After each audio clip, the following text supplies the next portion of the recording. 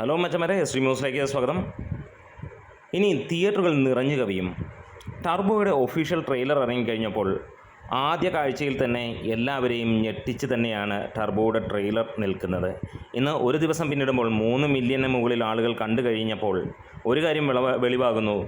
Haters പോലും salute അടിക്കുന്നു മമ്മൂട്ടിയുടെ മുന്നിൽ. ഈ 72-ാം വയസ്സിൽ ഇമ്മാതിരി ഒരു അംഗം കാണിക്കണമെങ്കിൽ അതിൽ വേറെ ഒരു നടനും കഴിയില്ല എന്നവർ ഉറപ്പിക്കുന്നു. അതെ, അമ്മാതിരി ഫൈറ്റ് സീക്വൻസാണ് മമ്മൂട്ടി ചെയ്യുന്നത്.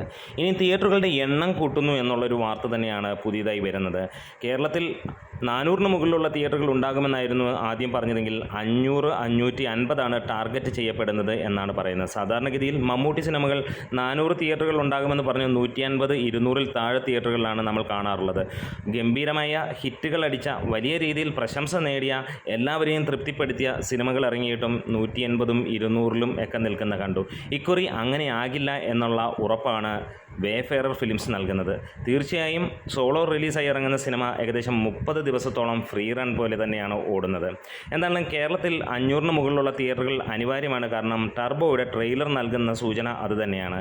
ഇനിയും ഇത്രയേ ഉള്ളൂ സിനിമയെങ്കിൽ അത് വലിയ നിരാശ നൽകും. അതല്ല, ഇതിന് മുകളിൽ, ഈ ട്രെയിലറിന് മുകളിലുള്ളതാണെങ്കിൽ ഒന്നും പറയാനില്ല.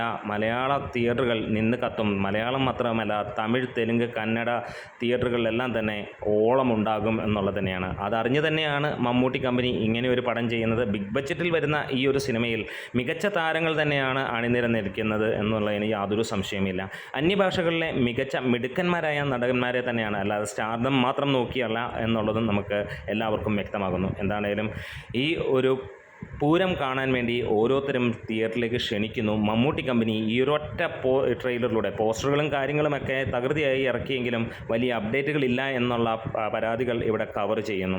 എന്തായാലും ഇനി വരുന്ന ദിവസങ്ങൾ ടർബോയ്ക്ക് വേണ്ടിയുള്ള കാത്തിരിപ്പാണ്. 23-ാം തീയതി ടർബോ വരുമ്പോൾ ഒരു കാര്യം ഉറപ്പിക്കാം, സിനിമ പോസിറ്റീവ് അടിക്കുകയാണെങ്കിൽ ഇത് മലയാള ഫിലിം ഇൻഡസ്ട്രിയിലെ ഏറ്റവും വലിയ സക്സസ്സിലേക്ക് പോകും എന്നുള്ളത് കാത്തിരിക്കാം. ട്രെയിലർ തൃപ്തികരമായെങ്കിൽ സിനിമ അതേ ലെവലിൽ വരുമെന്നുള്ള പ്രതീക്ഷ തന്നെയാണ് ഓരോ പ്രേക്ഷകനും പറയുന്നത്. നമുക്ക് കാത്തിരിക്കാൻ. നമ്മുടെ വീഡിയോസ് ഇഷ്ടമായി സപ്പോർട്ട് ചെയ്യണം. Thank you bros.